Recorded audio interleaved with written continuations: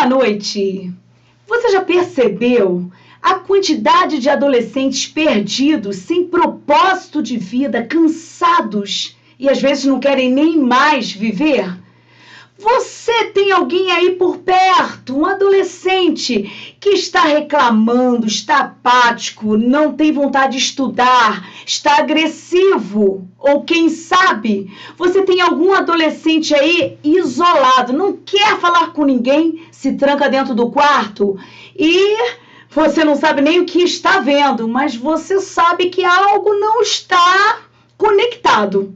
Pois bem, nossos adolescentes, sintomas estranhos, seja você pai, mãe, líder espiritual, trabalha com adolescentes, você percebe situações esquisitas. E é isso que eu quero compartilhar nessa noite, que a palavra de Deus, que traz luz e verdade, ela tem o poder de transformar os nossos adolescentes em adolescentes abençoados, alegres, e com vontade de viver para a glória de Deus. Por mais que você esteja desanimado, cansado, achando que não tem mais solução, diante de crises que você tem visto, eu quero te convidar a crer, eu quero te convidar a orar, a entender que Deus tem um propósito em todas as coisas. Por isso, falando sobre sintomas estranhos, eu destaco agressividade, desânimo, vontade de dormir, e parece que não tem hora para acordar.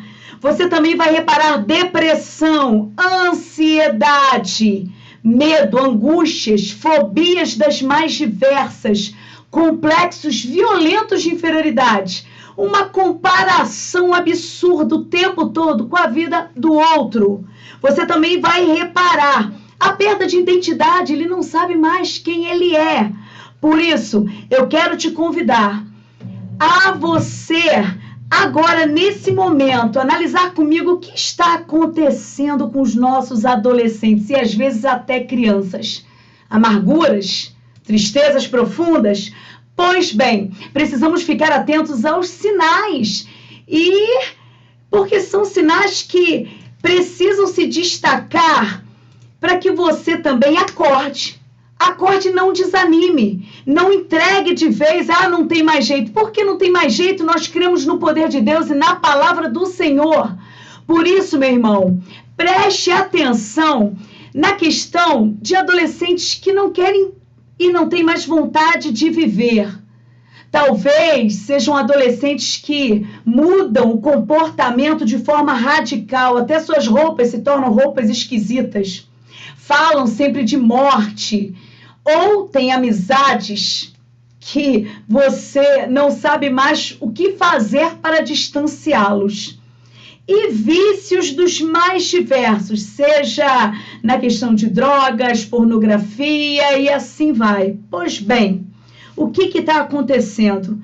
Nossos adolescentes estão adoecidos e nós precisamos prestar atenção. Por quê?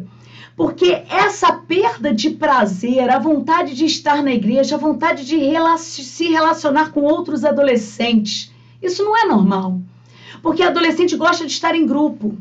O adolescente sadio, ele vai querer conversar sim. Ele pode ter o seu jeitinho quietinho, né?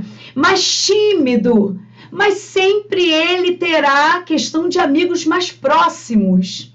Por isso que eu quero conversar essa noite sobre essas situações silenciosas, meu irmão. A palavra de Deus fala que conhecereis a verdade e a verdade vos libertará. E essas situações, você já percebeu que muitas vezes pais e líderes de ministérios de adolescentes já estão vendo isso há muito tempo, mas é difícil encarar, né? É difícil a gente chegar a uma conclusão que precisamos arregaçar as nossas mangas e em oração, pedindo misericórdia ao Senhor, precisamos ter coragem de conversar sobre esse assunto. Por isso, meu irmão, não ignore esses sinais. Não finja que não está nada acontecendo. Se você está reparando que tem um adolescente na sua igreja que não está próximo de outros, ou é um ambiente que não é agradável, ou o coração dele está tão aflito, está tão cheio de dor, que ele usa esse distanciamento como mecanismo de defesa, porque será mais uma dor essa aproximação. Por isso, vamos pensar aqui. A palavra de Deus fala que se nós conhecemos a verdade que é Jesus, Jesus vai nos libertar de todo esse mal. Mas é interessante que às vezes a gente quer apresentar a palavra de forma pesada, com regras. A gente não para ouvir, a gente não para conversar. E lá em Deuteronômio fala uma coisa muito interessante, que é para os pais que têm a responsabilidade de educação cristã, ensinar os filhos no acordar, no levantar, no deitar, no andar. É caminhar. Por isso que em Provérbios, capítulo 22, fala exatamente sobre isso. Ensina a criança no caminho. Não é só apontando o dedo. Você tem que ensinar a criança caminhando com ela. Ensinar o seu filho. Mas você também precisa estar no caminho. Não tenha medo dessas situações. Mas quero destacar. Em primeiro lugar, eu convido você, com humildade, a reconhecer que você, pai, mãe, líder, todos nós somos iguais, estamos na mesma situação e precisamos da misericórdia de Deus. Sabe por quê, meu irmão? Às vezes nós vivemos de comparação. Comparação com a família do outro, comparação com outros ministérios, porque o outro é assim, mas o meu é melhor. E a comparação é o início da soberba. Nós precisamos pedir perdão pelos nossos pecados, pelas nossas mazelas espirituais, porque a maior pregação para a vida dos nossos adolescentes é a nossa própria vida. É nossa caminhada cristã. Não tem como a gente falar de algo que a gente não vive, não tem como falar de conteúdos que nós não praticamos. Por isso que, pela misericórdia de Deus, precisamos reconhecer as nossas falhas humildemente na presença do Senhor. E é lindo! Você que às vezes está se sentindo cansado, esgotado, você que está pensando em desistir do ministério, de trabalhar na sua igreja com adolescentes. Quantas vezes eu ouço isso? É o último ano, eu não aguento mais, eu vou tirar férias. Meu irmão, férias? Daqui a pouco a gente está no céu, mas enquanto isso, você tem uma missão aqui na terra para fazer a diferença em nome de Jesus. Tem dias que eu posso estar desanimada, mas nós somos igreja, alguém será levantado por misericórdia e o Senhor vai canalizar a sua graça através de alguém que vai chegar e vai me ajudar na caminhada. Mas hoje, essa palavra pode aquecer o seu coração também, para que você se revigore diante do Senhor. Mas eu também destaco que além de você se quebrantar na presença de Deus, quando você observa sinais estranhos acontecendo, observe como está a qualidade do teu trabalho, seja você pai e mãe, como está a convivência dentro do lar, como está o ambiente dentro da igreja. Eu digo isso porque às vezes nós cobramos, nós brigamos, mas a gente precisa melhorar também. Nós precisamos ter uma consciência que o adolescente precisa aprender a verbalizar a dor, precisa falar o que está machucando a alma dele. Talvez foi uma palavra falada em algum momento e que causou uma dor profunda e ele não sabe como lidar com isso. Você que é pai e mãe, se você não cuidar, vai ter alguém que vai querer adotar o seu filho. E muitas vezes ele vai procurar através das redes sociais, tendo referências totalmente fora da palavra de Deus. Porque quantas vezes os pais, até na intenção de distanciá-los de situações, são amargos no falar, pesados, e eu não estou dizendo que você tem que concordar com tudo que ele fale. Você tem que ter e colocar a questão dos limites, disciplina, mas você também tem que aprender a ouvir. Nós precisamos ouvir. Seja dentro da nossa casa, seja na igreja. O que está acontecendo? O que está fazendo o teu coração sangrar dessa forma? Por que você não está mais perto? Por que você está tão distante? E talvez o adolescente, ele tenha coragem de falar. Foi uma palavra, foi algo que eu comecei a acreditar e eu estou vivendo de acordo com isso. Porque é isso que acontece. Mentiras lançadas no coração do ser humano e que muitas vezes nós abraçamos como verdades e todas as nossas atitudes e pensamentos ficam dependendo disso. E você vive de acordo com isso. E um dos nossos maiores desafios com os nossos adolescentes é para que eles conheçam a palavra de Deus. E aí a pergunta que eu faço: nós temos lido a palavra de Deus? As conversas dentro das nossas casas têm sido conversas espirituais, de enriquecimento, colocando como testemunhas vivas do poder e da ação de Deus, a ponto de chegar para o nosso filho que às vezes está adoecido, cheio de complexos de inferioridade, tendo a coragem de falar: eu já passei por isso. Realmente, como você, eu senti dor. Fui esmagado por situações, às vezes até familiares, mas o meu Deus veio ao meu encontro, cheio de misericórdia, de graça, alcançando a minha vida. E eu abracei a salvação que foi me dada de graça. Mas eu também abracei curas substanciais, que esse Deus continua tratando. Porque nossos adolescentes precisam entender que quando eles estão lá no buraco, é a mão de Deus, a misericórdia, que vai ao encontro deles.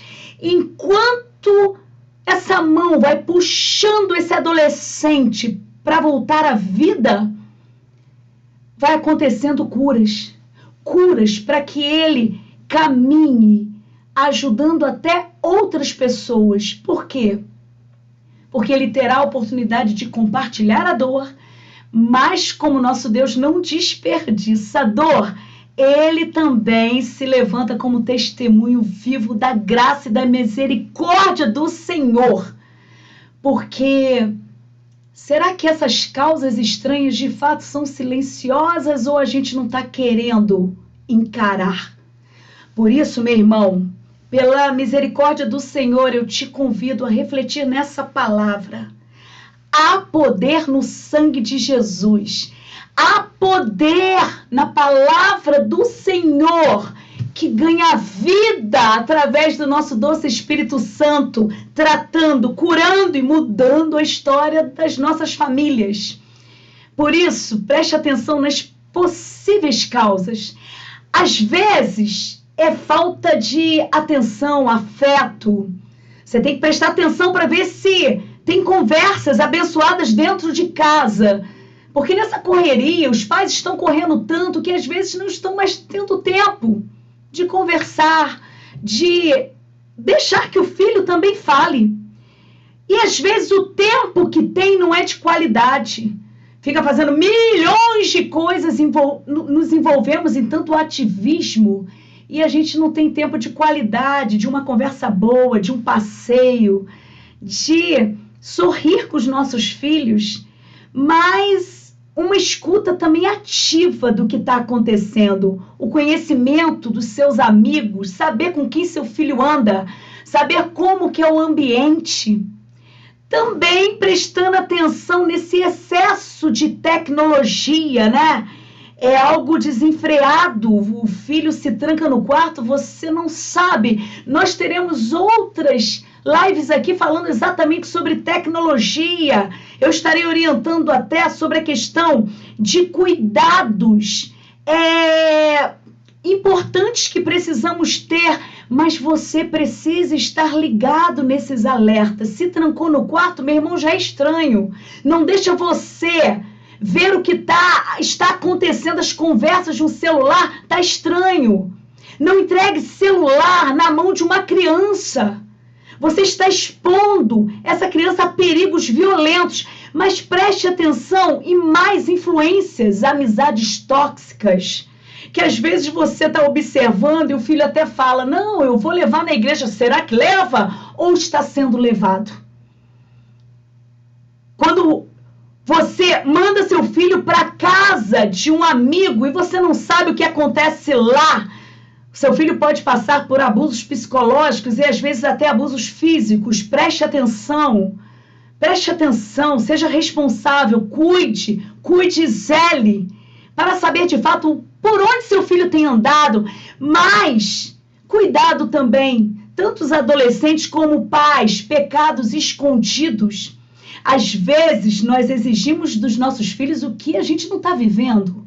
E a gente abriga pecado dentro de casa, ou a gente tem dado legalidades, ódio, rancor, seja adultério, mentira, situações das mais diversas que Satanás joga como lança e acaba alcançando a vida do seu filho. Mas eu também quero falar que quando você percebe seu filho cheio de complexo, de dores na alma, não se ama, aquele vazio espiritual tremendo e ele já não sabe quem é hora de você se levantar em oração, pedindo misericórdia ao Senhor. É hora de você ter coragem de pedir ajuda para pessoas sérias, espirituais. Seja seu líder na igreja, seja alguém que acompanhe, ou situações mais drásticas onde você vê o seu filho falando de vontade de morrer, não tem mais vontade de estar aqui na terra. É hora de você ter um acompanhamento médico. É hora de você deixar o orgulho de lado, que às vezes os pais falam assim, o que as pessoas vão pensar? Meu irmão, o mais importante é o que Deus pensa a teu respeito. O mais importante é o que Deus pensa a respeito da tua família e não os outros. Por isso, meu irmão, precisamos da palavra, porque Oséias capítulo 4, versículo 6 fala, o povo perece por falta de conhecimento. Meu irmão, tenha cuidado, zele pela sua família. E eu termino essa palavra aqui, lembrando de um texto que o Espírito Santo fala muito ao meu coração, E sempre eu recebo muito pedido de ajuda para situações das mais diversas com adolescentes. Mas eu quero destacar aqui em Gênesis, capítulo 21, a história de Agar no deserto. Vai do versículo 8 até o versículo 21. Mas fala que Isaac, quando cresceu e foi desmamado, a Sara não suportou ali continuar convivendo com Agar e o filho dela, Ismael. E olha que foi uma atitude da própria Sara arranjando outra mulher para o seu marido. Mas ela achava que estava demorando demais a promessa se cumprir na chegada de um filho. E ela tentou resolver por conta própria, dando um jeitinho. Você já deve ter visto isso. E ela arranja essa mulher, se torna mulher também para Abraão. Eles tem a oportunidade de ter realmente um filho, Ismael, mas não era a promessa de Deus ali para aquela casa. E a gente fica imaginando, Agar estava vivendo uma história que não era delas. Começou a ser humilhada, começou a ser desprezada, por quê? Com a chegada de Isaac, a Sara exigiu que o seu marido colocasse Agar para fora. E ela foi. E foi uma orientação do próprio Deus para Abraão. Atenda a sua esposa e pode deixar. Porque na realidade, às vezes eu me perguntava, nossa, mas é tão duro essa palavra. Mas é porque Deus também tinha um plano, um propósito para a vida de Agar. Não dava mais para ela continuar uma história que não era dela.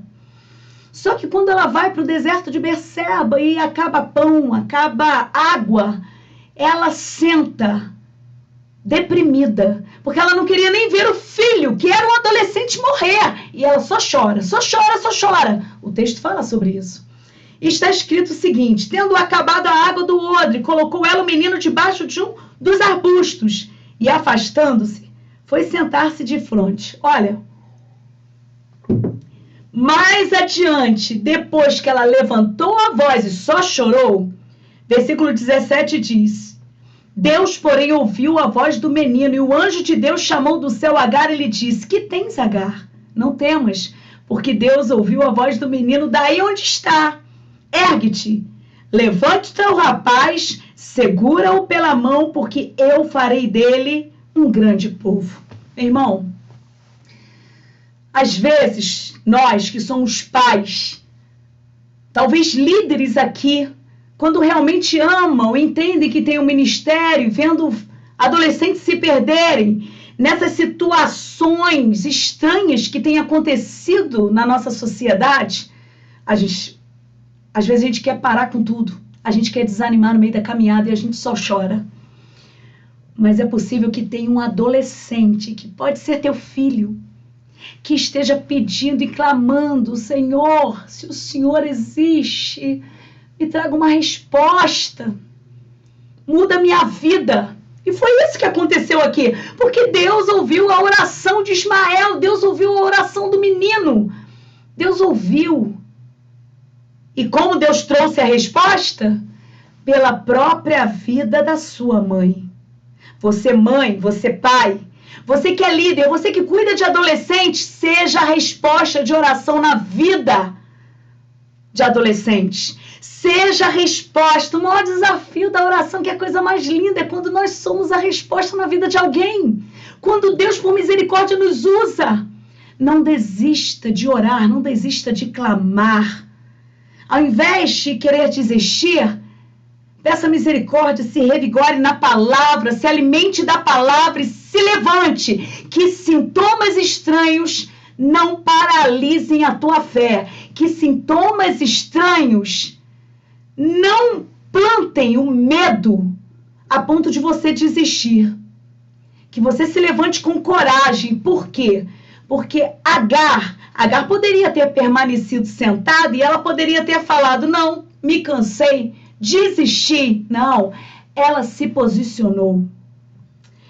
Só depois desse posicionamento de coragem é que Deus abriu a visão dela e ela viu um poço no meio do deserto. E Deus quer trazer refrigério à tua alma, meu irmão, em nome de Jesus. Que nada te pare. Que ao ser confrontado, você se lembre que o nosso Deus nunca largou a sua mão. E Ele te sustenta. Coloque a sua vida em ordem e lute. Lute pela vida do seu filho em oração. Clame a Deus e tome novas atitudes, porque eu tenho certeza que Deus virá a seu socorro. Vamos orar? Senhor, pela tua misericórdia, eu quero te clamar por pais, por professores, por líderes de ministério, de adolescentes e de crianças, que o Senhor venha com intervenção sobrenatural, mudando histórias, mudando, Senhor. Pai, situações têm deixado muita tristeza no nosso coração. Muitos adolescentes criados em igreja, mas se distanciaram tanto, estão com práticas tão estranhas, práticas de rebelião, e a gente sabe que isso tudo é por causa do pecado que habita no nosso coração e por causa de dor. Ó Pai, visite famílias, visite, Senhor, traga ânimo, traga desejo e a convicção que nós servimos a um Deus que por misericórdia tem mudado a história de muitos e muitos adolescentes, Pai. Não deixe que nenhum pai se perca no meio da caminhada, Pai. Tenha misericórdia. E que igrejas possam, em conjunto com famílias, realizarem, Pai, trabalhos intencionais através da Tua palavra, para que adolescentes sejam tratados pelo poder de Deus. Derrame a Tua unção, a Tua sabedoria e discernimento.